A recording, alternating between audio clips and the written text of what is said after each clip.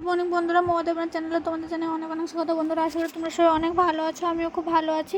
তো বড়দের প্রণাম, ছোটদের অনেক অনেক ভালো আছে। আজকের ভিডিওটা শুরু করলাম। তো এই ভিডিওটা অনেকদিন আগে, এটা হলো আমাদের বাড়িতে ঘর যাত্রাতে কী কী খাওয়ানো হয়েছিল। তো বন্ধুরা, এই ভিডিওটা আমি এডিট করার সময় পাচ্ছিলাম না, তো যেহেতু আমি মাসের লাস্ট টাইম একটু চাপে থাকি, তো ফাইনালি ভিডিওটা আজকে ভাবলাম তোমাদের সাথে পোস্ট করে দিই। তো দেখো, ফার্স্টে ছিল গরম ভাত, লেবু আর কাঁচা লঙ্কা, তারপর পরে গেলো কুমড়ো আর বেগুন ভাজি। তো কুমড়ো বেগুন ভাজি দিয়ে মরিচ টিপে খুব ভালো করে খেয়ে নিলাম। আর কুমড়ো ভাজি বন্ধুরা কারা কারা খেতে ভালোবাসে অবশ্যই জানাবে। তো তারপর দেখো, আমি ডালের জন্য পুকুর বানিয়ে রেখেছি।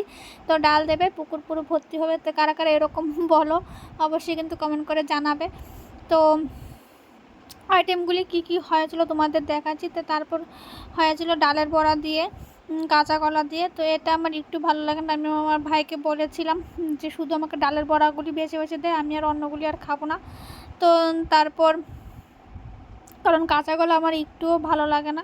দেখো, কাঁচা কলাগুলি আমি কিন্তু সাইড করে রেখে দিয়েছি।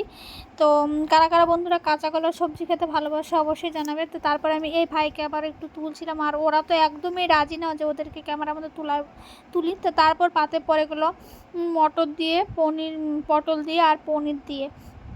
তো পনিরের সবজি কারা কারা খেতে ভালোবাসে জানাবে। পনির দিয়ে না, আমার রুটি দিয়ে খেতে ভালো লাগে, পনির দিয়ে ভাত খেতে একদম ভালো লাগে না। তো যেহেতু এটা গৃহপ্রবেশ, তো পুজো ছিল বাড়িতে, তার জন্য কোনো আমিষের আইটেম নেই, একদম সব কিছু ভেজ। ঠিক আছে, সব কিছু একদম ভেজ টেজ করা হলো। তো ওরা সবাই খাচ্ছে, আমি সবাইকে একটু একটু করে তোলার চেষ্টা করছি। ঠিক আছে বন্ধুরা। তো তারপর দেখো মিষ্টি আবার এখানে ভাত নিয়ে নিল, কারণ মিষ্টির পাতাতে ভাত সব শেষ হয়ে গেছে।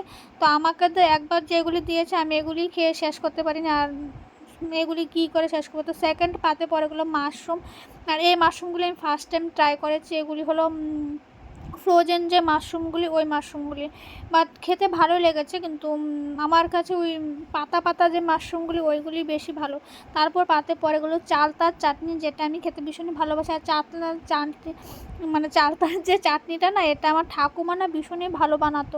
আমার ঠাকুমা যেহেতু রান্নাবান্না করতো, তো এই চাটনিটা আমার ঠাকুমা ভীষণ ভালো পারতো। তো এই চাটনিটা, আর দেখো আমি খেতে ভালোবাসি লালমোহন, আমার এত ভালো লাগে। তো এই মিষ্টিটা না একটু পুরা পুরা এত টেস্টি হয়েছিল। তো তার জন্য আমি ভাইকে বলেছিলাম যে আমাকে দুইটা দে, আমার একটা দিয়ে পুষাবে না।